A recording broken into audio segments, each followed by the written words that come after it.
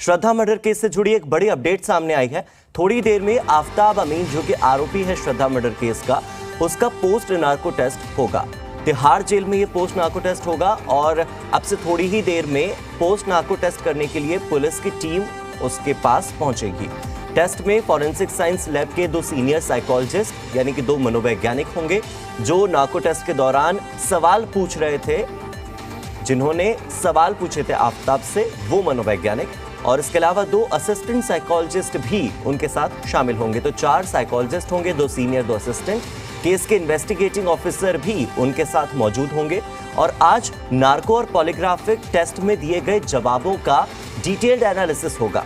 यानी जो जवाब आफताब ने दिए, अब उस बाल की खाल निकाली जाएगी। कोशिश की जाएगी कि जो छोटे छोटे जवाब, बिकॉज जो नार्को टेस्ट होता है उसमें व्यक्ति खुलकर नहीं बोल पाता, ज्यादा शब्द नहीं बोल पाता, पूरे वाक्य नहीं बना पाता। तो ऐसे में जो छोटे छोटे जवाब आफताब ने दिए हैं उनका डिटेल्ड एनालिसिस होगा। उन्हें डिटेल में पूछा जाएगा, विस्तृत जवाब लिए जाएंगे आफताब से। और अब इसमें और जो पहलू हैं और जो सच है, जो अब तक आफताब छिपा रहा था, वो सच इस पोस्ट नार्को टेस्ट में सामने आएंगे।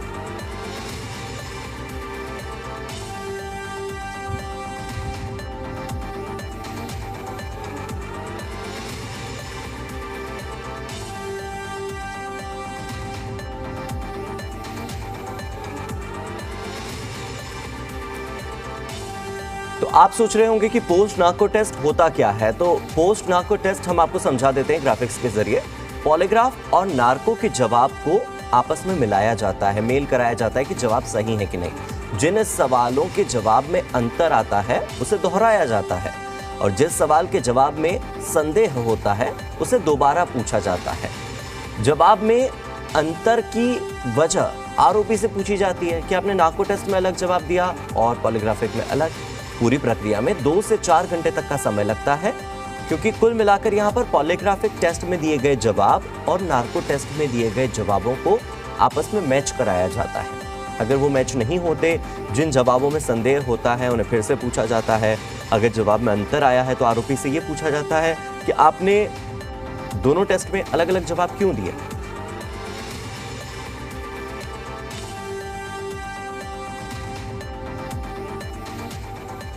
तो पोस्ट नार्को इंटरव्यू यानी पोस्ट नार्को टेस्ट आप समझ गए होता क्या है।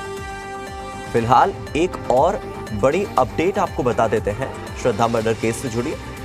आरोपी आफताब जेल में शतरंज खेल रहा है। अकेले वो दोनों ओर से बिसात बिछाता है और घंटों अकेले ही जेल में शतरंज खेलता रहता है। जेल में 24 घंटे कड़ी निगरानी में आफताब को रखा गया है, लेकिन वो शतरंज खेलता है और अकेले खेलता है। दोनों ओर से खुद ही चाल चलता है और दोनों ओर से जो बिसात बिछाता है वो खुद ही बिछाता है। घंटों तक वो शतरंज खेलकर अपना समय व्यतीत कर रहा है जेल में। आफताब हमेशा से खुद को बहुत ज्यादा बुद्धिमान समझता था और यही कारण था कि श्रद्धा के मर्डर के महीनों तक वो पुलिस के हत्थे नहीं चढ़ा।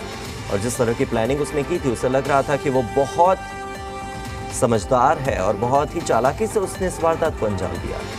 तो आफताब का पोस्ट नार्को टेस्ट आज होगा और ऐसे में नार्को टेस्ट में उससे क्या कुछ पूछा गया ये आपको बता देते हैं। तो आफताब से छोटे छोटे सवाल पूछे गए थे नार्को टेस्ट में और कुछ सवालों के जवाब में आफताब ने थोड़ा वक्त लिया था, क्योंकि सोच सोच कर बोल रहा था। और कुछ सवालों के जवाब में आफताब ने चुप्पी साध ली थी।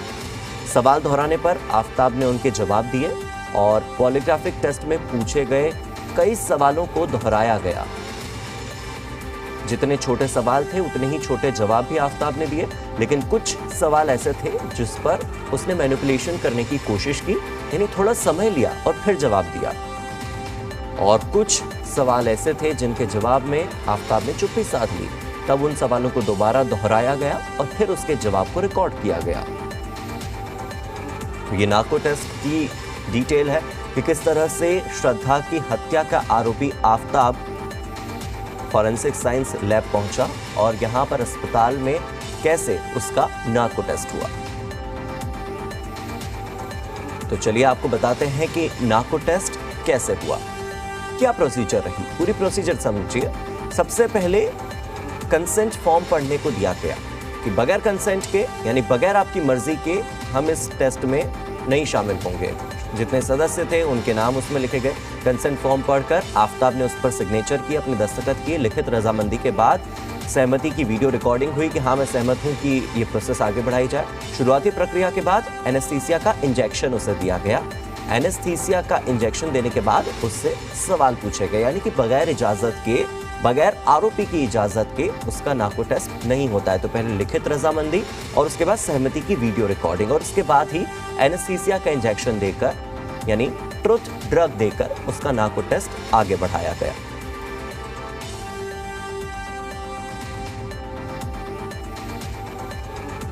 हमने आपको समझाया कि पोस्ट नार्को इंटरव्यू क्या होता है, नार्को टेस्ट कैसे हुआ, किस तरह का नार्को टेस्ट आफ्ताब के साथ हुआ, ये भी आप देख लीजिए कि पहले उसका कंसेंट फॉर्म भरवाया गया, फिर उसके बाद कंसेंट फॉर्म पढ़ने के बाद उससे एक वीडियो रिकॉर्डिंग में भी सहमति ली गई कि हाँ वो तैयार है इस नार्को टेस्ट के लिए, और उसके बाद उसे ट्रुथ ड्रग दिया गया।